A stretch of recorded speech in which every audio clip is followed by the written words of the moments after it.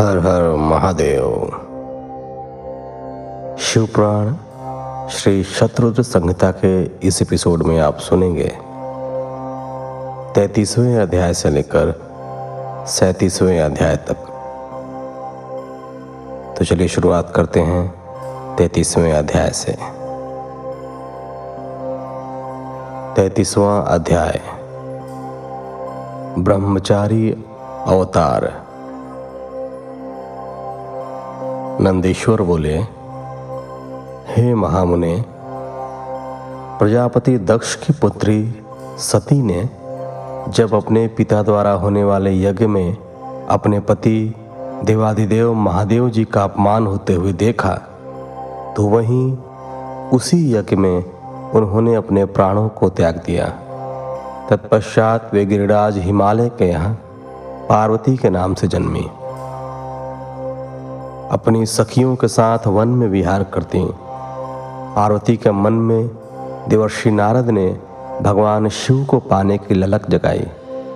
इस कार्य की सिद्धि के लिए देवी पार्वती ने भगवान शिव की आराधना और तपस्या करनी आरंभ कर दी। जब भगवान शिव को उनके इस उत्तम तप की सूचना मिली तो उन्होंने पार्वती जी के पास सप्तऋषियों को भेजा। सप्तऋषियों ने वहां जाकर देवी पार्वती की परीक्षा ली और भगवान शिव के पास लौट आए। शिव जी को प्रणाम कर उन्होंने वहां का सारा समाचार उन्हें सुनाया। सप्तऋषियों से देवी पार्वती की तपस्या के विषय में जानकर त्रिलोकीनाथ भगवान शिव ने स्वयं उनकी परीक्षा लेने का निर्णय किया। शिव जी ने वृद्ध ब्रह्मचारी का वेश बनाया और पार्वती जी के आश्रम की ओर चल दिए। अपने द्वार पर एक वृद्ध ब्राह्मण ब्रह्मचारी को आया देखकर देवी पार्वती ने उनको आसन पर बैठाया और उनका पूजन आराधन करने के पश्चात उनका आतिथ्य किया। तत्पश्चात वे उनसे पूछने लगी, हे महात्मा, आप कौन हैं और कहाँ से आए हैं? तब उस मुनि ने उत्तर दिया, हे देवी, मैं तो स्वच्छंद विचरण करने वाला एक साधारण तपस्वी हूँ। मैं सदा मानव सेवा में लगा रहता हूँ और दूसरों को सुख देने का कार्य करता हूँ। देवी, आप मुझे बताइए कि आप कौन हैं और इतनी कम उम्र में सब सुखों आदि का त्याग कर इस निर्जन वन में क्यों तपस्या कर रही हैं? तब देवी पार्वती उन ब्रह्मचारी रूप धारण किए भगवान शिव के प्रश्नों का उत्तर देते हुए बोली, हे मुने, मैं गिरिराज हिमालय और देवी मैना की पुत्री पार्वती हूँ। मैंने भगवान शिव को अपना सर्वस्व समर्पित कर दिया है और उन्हीं को अपने पति के रूप में पाने की इच्छा मन में लेकर मैं शिव जी की तपस्या कर रही हूँ, ताकि वे मुझ पर अपनी कृपा दृष्टि कर मुझे कृतार्थ करें। देवी पार्वती के वचन सुनकर वे मुनि बोले, हे देवी, तुमने सारे देवताओं को, जो कि अत्यंत सुंदर, सजीले और ऐश्वर्य संपन्न हैं, छोड़कर उस वैरागी विकृत आत्मा और जटाधारी भगवान शिव को अपने वर के रूप में चुना है। वे सदा अकेले रहते हैं और इधर उधर भटकते रहते हैं। इस प्रकार वह ब्रह्मचारी भगवान शिव की बहुत निंदा करने लगा। उस ब्रह्मचारी के मुंह से अपने आराध्य भगवान शिव की निंदा सुनकर पार्वती को बहुत क्रोध आया। तब वह बोली, हे मुने, मैंने तो आपको एक योगी तपस्वी जानकर आपकी पूजा और आराधना की थी, परंतु आप तो मूर्ख और धूर्त हैं, जो परमेश्वर शिव के विषय में ऐसे विचार रखते हैं। आपने मेरे सम्मुख भगवान शिव की निंदा करके मुझे भी अपने पाप का भागी बना दिया है और मेरी तपस्या के सारे पुण्यों को नष्ट कर दिया है। फिर भी अपनी सखी से बोली कि यह ब्राह्मण है, इसलिए हम इसको इनकी करनी का फल अर्थात दंड नहीं दे सकते। इससे पूर्व कि यह फिर हमसे त्रिलोकीनाथ कल्याणकारी भक्तवत्सल देवादिदेव शिव की निंदा करे, हमें यह स्थान छोड़कर चले जाना चाहिए। यह कहकर देवी पार्वती अपनी सखियों के साथ उस स्थान से जाने लगी। तब परमेश्वर शिव ने उन्हें अपने साक्षात शिव स्वरूप के दर्शन दिए, जिस स्वरूप की आराधना पार्वती जी करती थीं। उन्हें देखकर पार्वती जी बहुत प्रसन्न हुई और उनकी स्तुति करने लगी। तभी भगवान शिव मुस्कुराते हुए बोले, हे देवी, मैं तुम्हारी उत्तम तपस्या से प्रसन्न हूँ। मैं तुम्हारी परीक्षा लेने के लिए ही ब्रह्मचारी का रूप धारण करके आया था। मेरे प्रति तुम्हारी श्रद्धा और भक्ति ने मुझे यहाँ आने पर मजबूर कर दिया। मांगो, क्या मांगना चाहती हो? मैं तुम्हारी प्रसन्नता के लिए सब अभिष्ट तुम्हें प्रदान करूँगा। भगवान शिव के ये उत्तम वचन सुनकर देवी पार्वती शर्माते हुए बोली, हे भक्तवत्सल, आप तो तीनों लोकों के ज्ञाता हैं। भला आपसे भी कोई बात छिपी रह सकती है? फिर भी यदि आप मेरे मन की इच्छा जानना चाहते हैं तो मुझे अपनी पत्नी होने का वरदान दीजिए। तब भगवान शिव ने देवी पार्वती को उनका इच्छित वर दिया और उनका पाणी ग्रहण किया। इस प्रकार मैंने आपसे शिव जी के ब्रह्मचारी अवतार का वर्णन किया। यह कथा सुख देने वाली और दुखों को दूर करने वाली है। 34वां अध्याय। सुनट नर्तक अवतार। नंदीश्वर बोले, हे सनत कुमार जी, देवी पार्वती की कठोर तपस्या से प्रसन्न होकर जब भगवान शिव ने उन्हें दर्शन दिए, तब देवी पार्वती ने उनसे उनकी पत्नी बनने का वर मांगा। भगवान शिव ने प्रसन्नतापूर्वक उनका इच्छित वरदान उन्हें प्रदान किया। देवी पार्वती को वरदान देकर शिव जी अंतर्धान हो गए और पार्वती जी अपने घर वापस आ गईं। वहां आकर उन्होंने अपने माता पिता को सारी बातें बताई। तब उनके घर में प्रसन्नता छा गई और चारों ओर महोत्सव होने लगा। खुश होकर गिरिराज हिमालय ने ब्राह्मणों को बहुत दान दक्षिणा दी, फिर गंगा स्नान करने चले गए।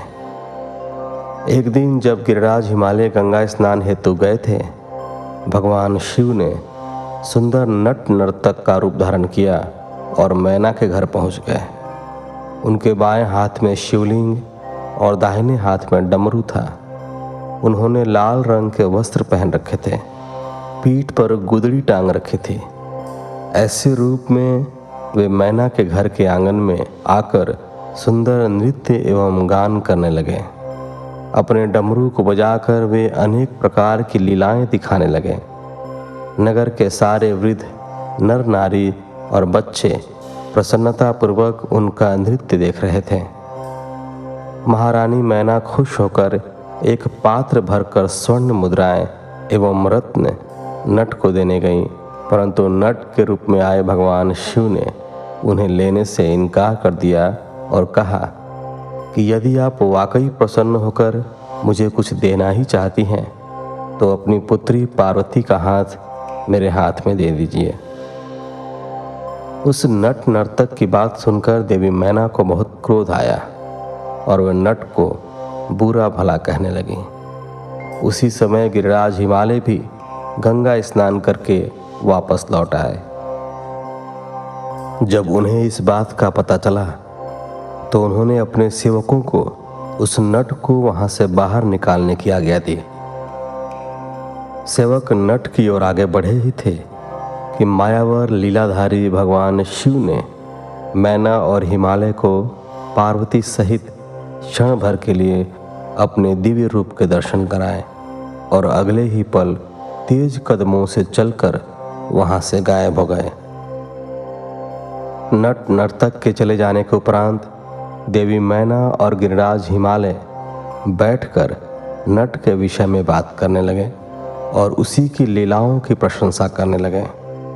तभी माया से मोहित उनको उस नट नर्तक के देवाधिदेव महादेव भगवान शिव होने का ज्ञान प्राप्त हुआ।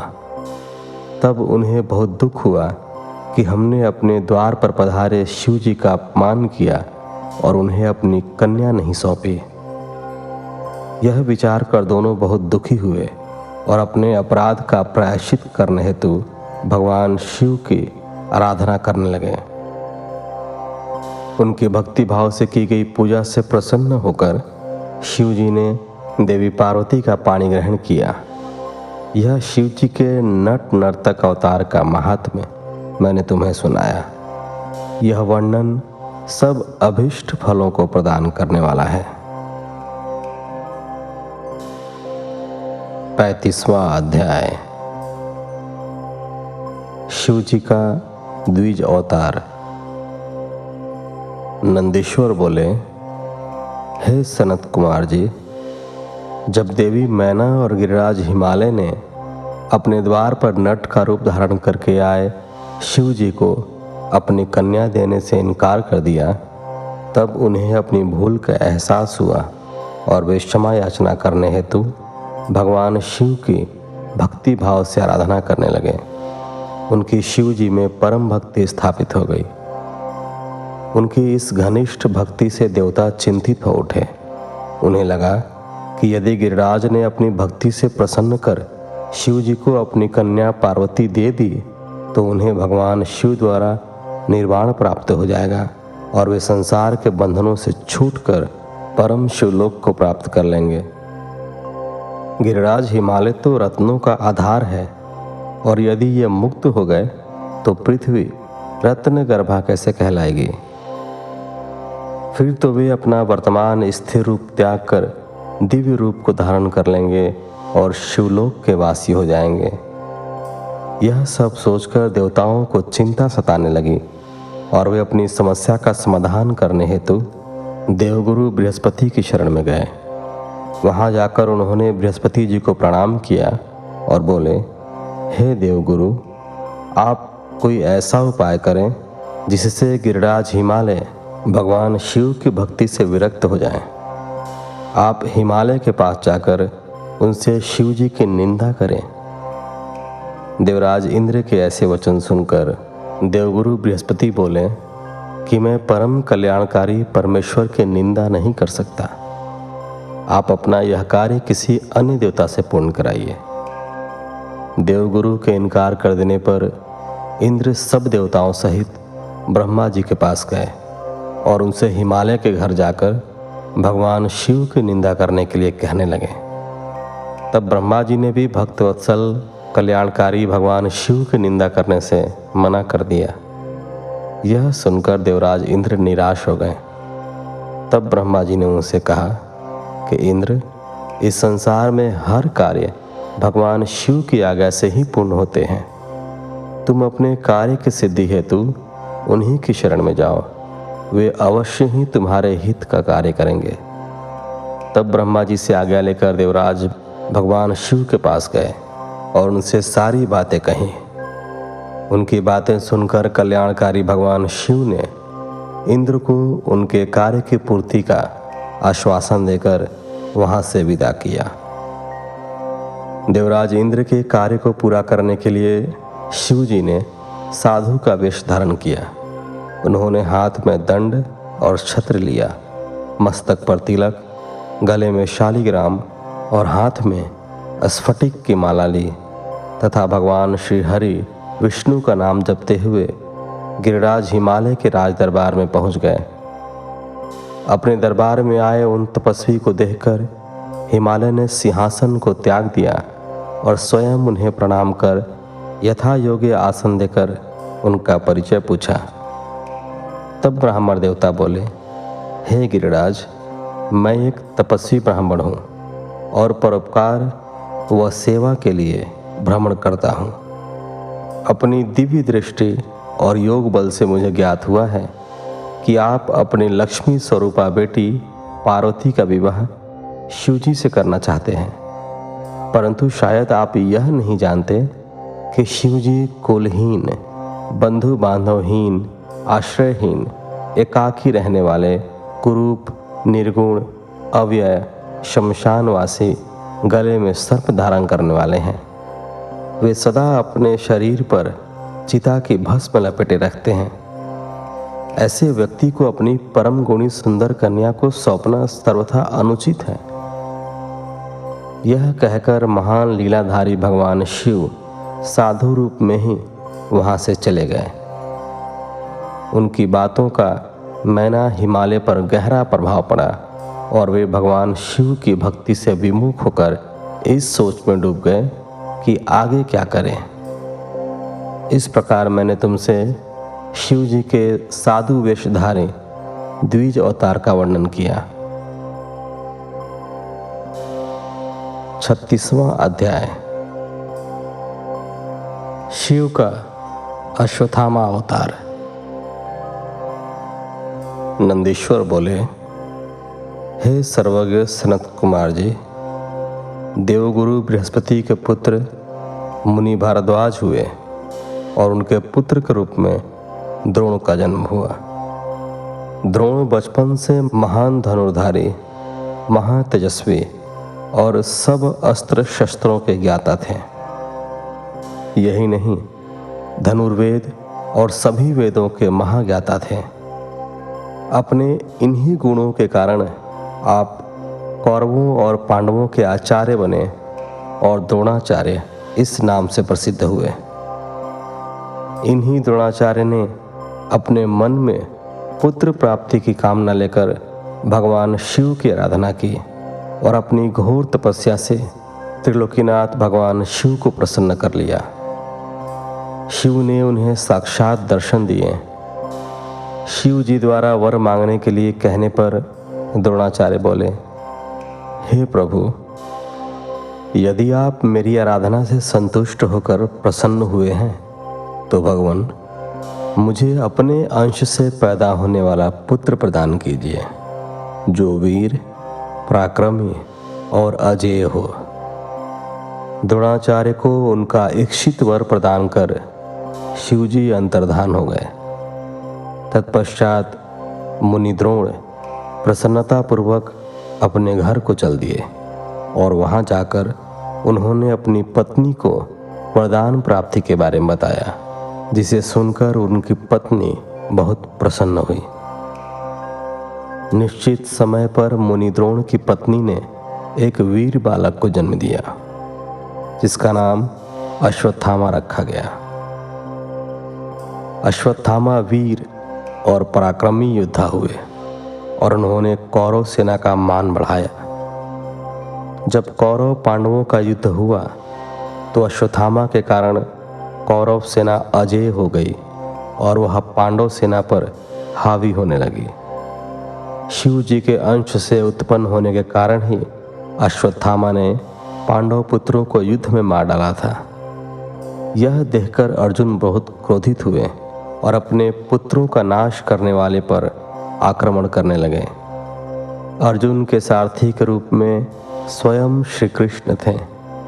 अर्जुन को अपनी ओर आता देखकर अश्वत्थामा ने उन पर ब्रह्मशीर नामक अस्त्र छोड़ दिया, जिससे सारी दिशाएं प्रचंड तेज से प्रकाशित हो उठी। अश्वत्थामा के इस अस्त्र को देख अर्जुन एक पल के लिए विचलित हो गए। उन्होंने श्री कृष्ण से इसका उपाय पूछा।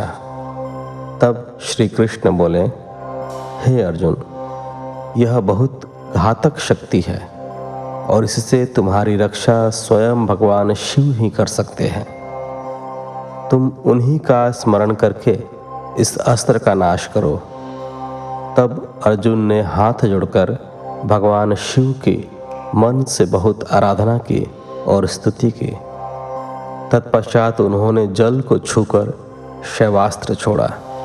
इसके प्रभाव से अश्वत्थामा द्वारा चलाया गया ब्रह्मशीर अस्त्र शांत हो गया। फिर भगवान श्री कृष्ण ने अर्जुन सहित सब पांडवों को अश्वत्थामा से आशीर्वाद लेने के लिए कहा। श्री कृष्ण की आज्ञा मानते हुए सभी पांडवों ने अश्वत्थामा को प्रणाम किया। तब प्रसन्न होकर अश्वत्थामा ने पांडवों को अनेकों वर प्रदान किए और फिर अपने कर्तव्य को निभाते हुए कौरव सेना से मिलकर पुनः पांडवों से युद्ध करने लगे। इस प्रकार भगवान शिव ने परम भक्त द्रोण के घर पुत्र के रूप में जन्म लेकर अनेक लीलाएं रची। 37वां अध्याय। पांडवों को शिव पूजन के लिए व्यास जी का उपदेश। नंदीश्वर बोले, हे श्रेष्ठ मुनि, जब पांडवों को दुर्योधन ने जुए में हरा दिया था और वे वनवास पाकर अपनी पत्नी द्रौपदी सहित द्वैत वन में निवास करने लगे थे, तब एक दिन दुर्योधन ने ऋषि दुर्वासा को उनके शिष्यों सहित पांडवों को कष्ट देने के लिए उनके पास भेजा। दुर्वासा ऋषि अपने 1000 शिष्यों को अपने साथ लेकर पांडवों की कुटिया में पहुंच गए और युधिष्ठिर से बोले कि हम स्नान करने जा रहे हैं, इतने में आप हम सबके लिए भोजन का प्रबंध कीजिए, और स्वयं चले गए। दुर्वासा ऋषि द्वारा भोजन की व्यवस्था करने की बात सुनकर सब पांडव सोच में डूब गए, क्योंकि उनके पास अन्न नहीं था। तब देवी द्रौपदी ने भगवान श्री कृष्ण का स्मरण किया और वे तुरंत वहां आ गए। वहां उन्होंने पांडवों की रसोई में बचे अन्न के एक दाने को खाया और इससे वे स्वयं भी तृप्त हो गए। साथ ही स्नान के लिए दुर्वासा और उनके शिष्यों का भी पेट भर गया और वे वहीं से लौट गए। इस प्रकार श्री कृष्ण ने पांडवों पर आए इस संकट को दूर किया। फिर पांडवों को भगवान शिव की आराधना करने के लिए कहकर वे स्वयं द्वारका चले गए। एक दिन जटाजूट धारण किए, गले में रुद्राक्ष की माला और भस्म लगाए व्यास जी ओम नमः शिवाय पंचाक्षरी मंत्र का जाप करते हुए पांडवों की कुटिया में पधारे। व्यास मुनि शिव जी के प्रेम में मग्न तेज पुंज से आलोकित थे। उन्हें पधारा हुआ देखकर पांडवों ने उन्हें प्रणाम किया और आसन पर बिठाकर उनकी पूजा अर्चना की। तब महामुनि प्रसन्न होकर बोले, हे पांडवों, तुम सत्य के मार्ग पर चलने वाले हो और सदा ही धर्म का पालन करते हो। महाराज धृतराष्ट्र ने तुम्हारे साथ पक्षपात किया और तुम्हारा राज्य दुर्योधन ने छल करके तुमसे छीन लिया। जैसा बीज बोया जाता है, अंकुर भी उसी का निकलता है। अधर्म और असत्य का मार्ग अपनाने वालों का कभी कल्याण नहीं होता। तुम सत्य और धर्म के मार्ग पर चल रहे हो, इसलिए निश्चय ही तुम्हारा कल्याण होगा। महामुनि व्यास के वचनों को सुनकर युधिष्ठिर बोले, हे नाथ, हमारे कष्टों को दूर करने के लिए कोई मार्ग बताइए। श्री कृष्ण जी ने हमें कल्याणकारी देवाधिदेव महादेव जी की आराधना करने के लिए कहा था। आप हमें शिव भक्ति का उपदेश दीजिए। युधिष्ठिर के वचन सुनकर महामुनि व्यास बोले, हे पांडवों, निश्चय ही श्री कृष्ण ने सत्य कहा था। भगवान शिव अपने भक्तों के दुखों को दूर करने वाले तथा उनकी रक्षा करने वाले हैं। तत्पश्चात व्यास जी ने उन्हें शिव जी के पूजन का विधान बताया। फिर बोले, तुम सदा ही धर्म के मार्ग पर चलना, इससे तुम्हारे कार्यों की सिद्धि होगी। यह कहकर महामुनि व्यास वहां से चले गए। तत्पश्चात व्यास जी के दिखाए मार्ग पर चलते हुए पांडव शिव जी की आराधना करने लगे। अर्जुन इंद्रकील नामक पर्वत के पास गंगा नदी के तट पर जाकर भक्तवत्सल कल्याणकारी भगवान शिव की आराधना करने लगा। इस प्रकार 37वें अध्याय के साथ इस एपिसोड को यहीं विराम देते हैं। मिलते हैं आपसे अगले एपिसोड में। तब तक के लिए धन्यवाद। हर हर महादेव।